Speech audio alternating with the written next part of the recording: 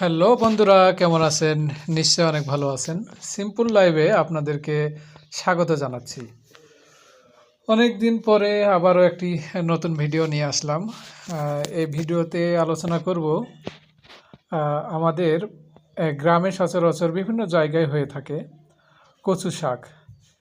এই কচু শাকে আয়রন, ক্যালসিয়াম ও ভিটামিন এ ও সি এর একটি চমৎকার উৎস, যা রক্তশূন্যতা দূর করতে, হাড় শক্ত করতে এবং দৃষ্টিশক্তি ভালো রাখতে সাহায্য করে। এতে থাকা ফাইবার কোষ্ঠকাঠিন্য দূর করে, কোলেস্টেরল কমায় এবং রোগ প্রতিরোধ ক্ষমতা বাড়ায়। নিয়মিত কচু শাক খেলে হৃদরোগ ও ক্যান্সারের ঝুঁকিও কমে। রক্তশূন্যতা দূর করে, হাড় ও দাঁত মজবুত করে, দৃষ্টিশক্তি বৃদ্ধি, কোলেস্টেরল ও রক্ত নিয়ন্ত্রণ, কোষ্ঠকাঠিন্য দূর করে, রোগ প্রতিরোধ ক্ষমতা বাড়ায়। তবে প্রতিটি জিনিসেরই ভালো দিক থাকলে তার কিছু খারাপ দিকও আছে। খারাপ যেন না হয় সেজন্য কিছু সতর্কতা অবলম্বন করতে হবে।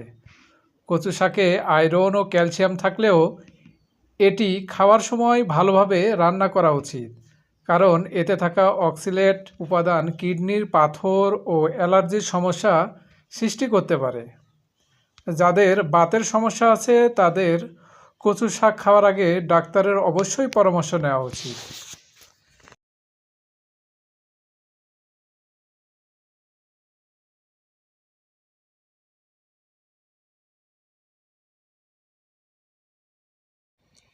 এই শাকগুলো সচরাচর গ্রামে দেখা যায়, শহরে খুব কমই হয়।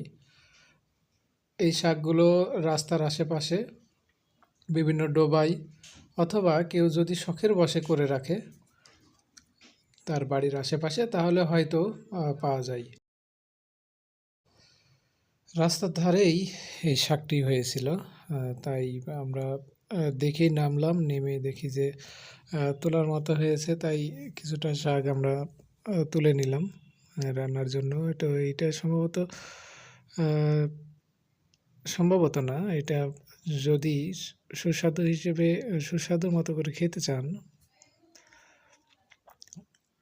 তাহলে এটা ইলিশ মাছ অথবা আপনারা বাজারে চিংড়ি মাছ যদি পান, এই মাছ দিয়ে রান্না করলে সত্যিই অনেক চমৎকার লাগে। এই শাকগুলোর সচরাচর যেটা দেখা যায় যে ডগা যেগুলো, নতুন পাতা নতুন ডাল, সেগুলোই বেশি ভালো লাগে। আর যেগুলো পুরাতন হয়ে যায়, বয়স্ক হয়ে যায়, এগুলো মানুষ খায় না। তো আমরা সংগ্রহ করলাম নতুন নতুন যে পাতাগুলো বেরোয়ছে, এই পাতাগুলো আমরা রান্না করে খাবো, নিশ্চয়ই অনেক ভালো লাগবে।